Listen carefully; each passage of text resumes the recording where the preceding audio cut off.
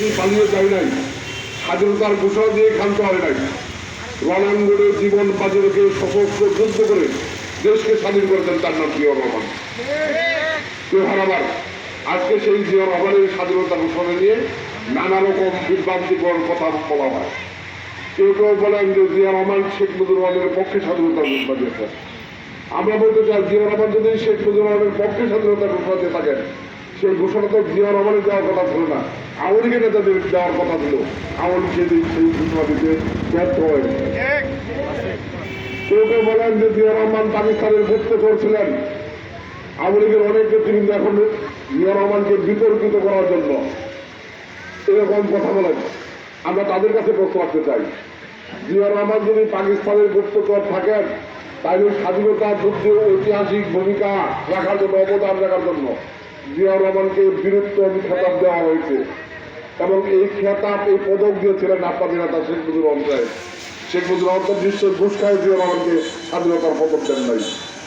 প্রিয় ভাই আমার, আসলাম একটু আগে একটি কথা বলেছেন, এটাই বাস্তবতা যে শেখ মুজিবুর রহমান সাহেব যেখানে ব্যর্থ হয়েছেন, জিয়া রহমান সেখানে সফল হয়েছে। শেখ মুজিবুর রহমান যদি স্বাধীনতার ঘোষণা দিত, তাহলে জিয়া রহমানের স্বাধীনতার ঘোষণা দেওয়ার প্রয়োজন হতো না। শেখ মুজিবুর রহমান স্বাধীনতার ঘোষণা দিতে ব্যর্থ হয়েছিলেন, সেটাই জিয়া রহমান স্বাধীনতার ঘোষণা দিয়ে জাতিকে মুক্তির পথ দেখিয়েছিলেন, স্বাধীনতার পথ দেখিয়েছিলেন। ৩০ লক্ষ মানুষের জীবনের বিনিময়ে, ২ লক্ষ মামলের ইজ্জতের বিনিময়ে আমরা স্বাধীনতা পেয়েছি। যারা জীবন দিয়ে দেশ স্বাধীন করেছে, যারা জীবন বাজি রেখে যুদ্ধ করেছে, যে সমস্ত মামলের ইজ্জত যাওয়ার পরেও নিজেদেরকে দণ্ড মনে করেছে যে আমার ইজ্জতের বিনিময়ে বাংলাদেশ স্বাধীন হয়েছে, তাদের স্বপ্ন ছিল বাংলাদেশ স্বাধীন হবে, স্বাধীন বাংলাদেশের মানুষ স্বাধীনভাবে বসবাস করবে, স্বাধীনভাবে কথা বলবে, স্বাধীনভাবে মতামত প্রকাশ করবে, স্বাধীন মানুষ বাংলাদেশের মানুষ ভোট দিয়ে সরকার নির্বাচিত করবে, যেই সরকার জনগণের কল্যাণে কাজ করবে, দেশের কল্যাণে কাজ করবে, জনগণের কাছে জবাবদিহি করবে, অর্থাৎ এই বাংলাদেশের মালিক হবে বাংলাদেশের জনগণ। স্বাধীনতা পরবর্তী সময়ে জিয়া রহমান রাজনৈতিকভাবে ক্ষমতা দখল করে নাই, রাজনীতির সাথে নিজেকে জড়ায় নাই, ক্ষমতা লোভ না দেখিয়ে সেদিন আবার সেনাবাহিনীতে ফিরে গিয়েছিলেন। বাংলাদেশের মানুষ অনেক স্বপ্ন নিয়ে স্বাধীন বাংলাদেশের রাষ্ট্রীয় ক্ষমতায় বসিয়েছিলেন শেখ মুজিবুর রহমানকে। কিন্তু শেখ মুজিবুর রহমানের সেই শাসনামল ৭২ সাল থেকে ৭৫ সাল পর্যন্ত বাংলাদেশের কি অবস্থা হয়েছিল, এটা যারা মুরব্বী আছেন তারা সচক্ষে দেখেছেন।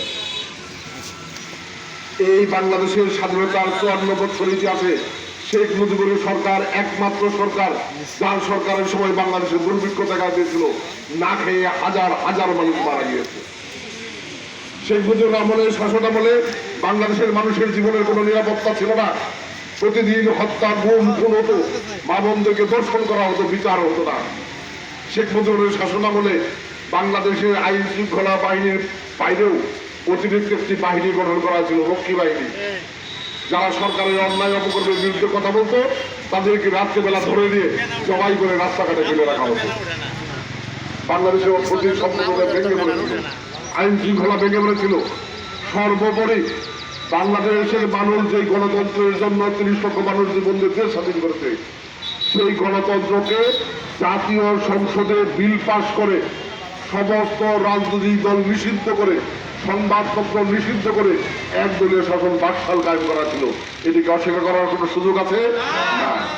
প্রিয় ভাই আমার, জাতির একটি সময়ে শেখ মুজিবুরের মৃত্যুর পরে বাংলাদেশের ক্ষমতার মস্তকে রশিটা টানানো হয়, জিয়া রহমানকে বন্দী করা হয়।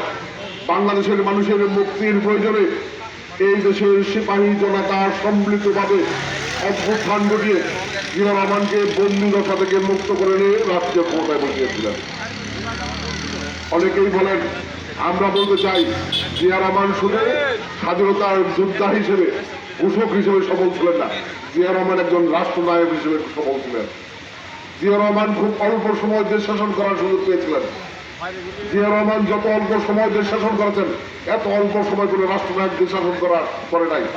কিন্তু জিয়া রহমানের সেই অল্প সময় সুদূর প্রসারী চিন্তা, চেতনা, পরিকল্পনার কারণে আজকে আওয়ামী লীগের এত লুটতরাজের পরেও বাংলাদেশ এতটুকু এগিয়ে গেছে।